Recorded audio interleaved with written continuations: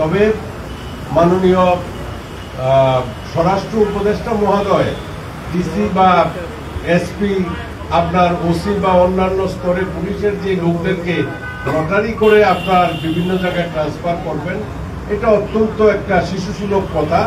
এইভাবে কোনোদিন প্রশাসন চলে না বা পুলিশি ব্যবস্থা চলে না। দেশের কোন জায়গাতে কি ভালনারেবল এরিয়া আছে, সেই জায়গাগুলোতে এসপি কেমন যোগ্যতা সম্পন্ন যাওয়া উচিত, সেটা তার অবস্থার উপর ভিত্তি করে সেই জায়গাতে বদলি হবে। ভালনারেবল অনেক থানা আছে, সেই জায়গাগুলোতে নির্বাচনী এলাকা আছে, সেই জায়গায় কেমন পুলিশি ব্যবস্থা করে সেই জায়গাগুলো আপনার প্রপারলি অ্যাড্রেস করতে হবে, সেই বিষয়গুলো সেই দক্ষতার সাথে বিবেচনা করেই জায়গাগুলো নির্ধারণ করে অফিসারদের বদলি করতে হবে।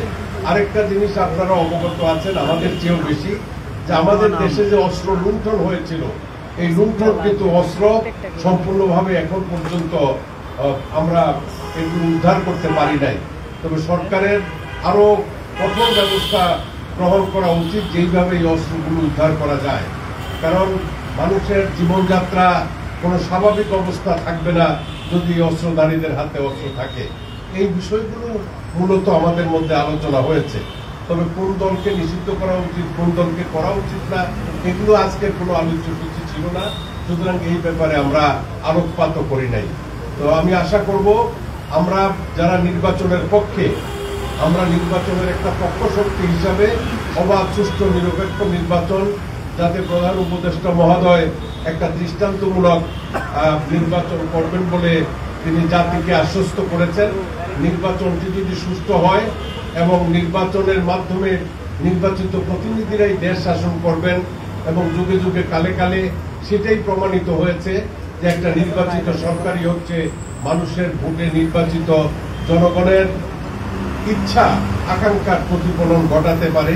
কোনো অন্তর্বর্তীকালীন সরকার বা তত্ত্বাবধায়ক সরকার মানুষের আশা পূরণের জন্য যথেষ্ট নয়। তো আমি আপনাদের সবাইকে ধন্যবাদ জানাচ্ছি। খোদা হাফেজ, আসসালামু আলাইকুম। পিআর পদ্ধতিতে আসলে আলোচনা করার বিষয় ছিল না। আপনারা যারা সাংবাদিক আমাদের চেয়ে ভালো বুঝবেন, ভালো জানবেন, পিআর পদ্ধতিতে দেশ পরিচালনা আমাদের উপমহাদেশে, এমনকি বিশ্বের উন্নত দেশ ইংল্যান্ড এবং আমেরিকাতেও পিআর পদ্ধতি নাই। আমাদের পার্শ্ববর্তী দেশ ভারতে পিআর পদ্ধতি নাই। পিআর পদ্ধতিতে যে সকল রাজনৈতিক দলগুলো আজকে নির্বাচন চাচ্ছেন, তারা কিন্তু ঐকমত্য কমিশনের আলোচনার শুরুতে আমাদের যে পার্লামেন্ট, এই পার্লামেন্টে পিআর পদ্ধতি কেউ দাবি করেন নাই। এখন যখন গভর্নমেন্ট একটা শিডিউল ডিক্লেয়ার করছে, কিছু কিছু রাজনৈতিক দল পিআর পদ্ধতি প্রবর্তনের কথা বলছে। তারা দুনিয়ার ইতিহাস জানা উচিত যে ইটালির মতো দেশে 1948 থেকে আপনার 2023 পর্যন্ত 50 বার সরকারের রদবদল হয়েছে। এবং আমাদের পার্শ্ববর্তী দেশ এই রাজতন্ত্র যাওয়ার পরে নেপালে এই 10 বছরে 6 বার সরকার পরিবর্তন হয়েছে।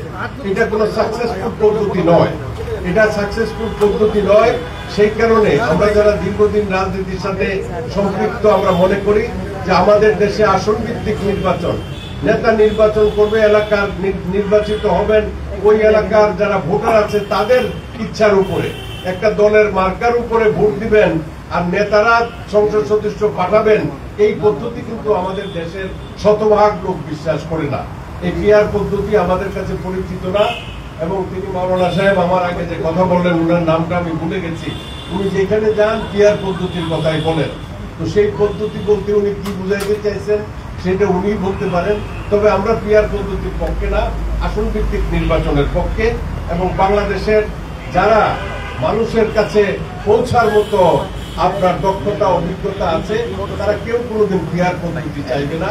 আনুপাতিক হারে নির্বাচিত প্রতিনিধি হোক সেটা সমর্থন করবে না। আপনাদের সবাইকে ধন্যবাদ।